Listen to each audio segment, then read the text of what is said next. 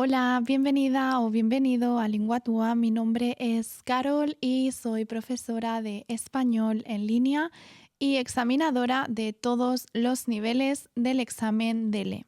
Hoy quiero hablarte de marcadores temporales, que son esos recursos lingüísticos que nos ayudan a organizar nuestros discursos. Son clave en cualquier tipo de narrativa y especialmente relevantes cuando contamos historias, anécdotas en el pasado o simplemente muy relevantes también cuando queremos poner orden a cualquier tipo de narración. Los marcadores temporales sirven para establecer un orden y para organizar la información para guiar al lector o al oyente a través del tiempo en cualquier narración, ya sea un relato, un ensayo, una anécdota, un discurso de cualquier tipo, etc. Es importante conocer estos marcadores temporales tanto para entender el español cuando nos cuentan una historia, como para ser capaces de colocar la información e ir uniéndola entre sí para poder ligar los acontecimientos, los datos, la información que queremos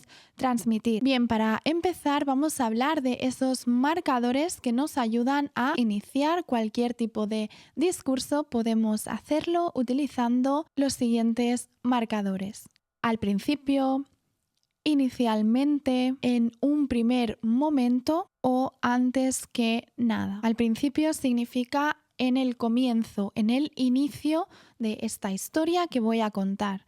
Y lo mismo sucede con inicialmente o en un primer momento. Después tenemos ese marcador antes que nada, que en el caso de la escritura va seguido por una coma y que normalmente nos ayuda a introducir una información que será relevante, que será importante más adelante en el discurso.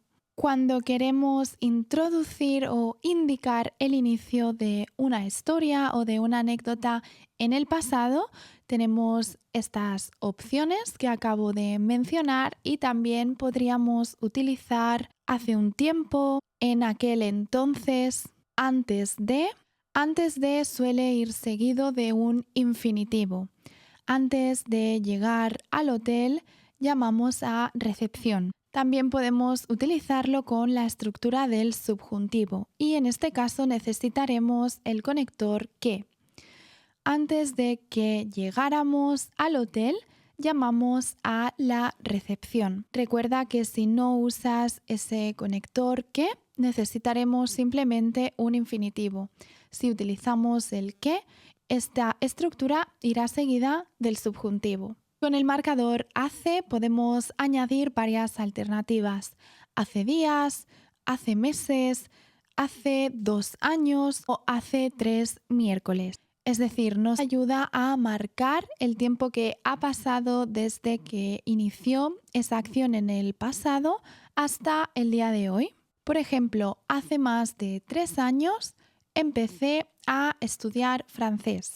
Esta estructura va seguida simplemente de un verbo en pasado. En este caso, empecé. Cuando ya estamos centrados en discurso, en nuestra narración, en nuestra historia, anécdota, tenemos otros marcadores que nos ayudan a narrar la sucesión de los eventos, la sucesión de las acciones, de los acontecimientos. Por ejemplo, si queremos hablar de algo que sucede inmediatamente después, podemos decir a continuación, seguidamente, entonces, posteriormente.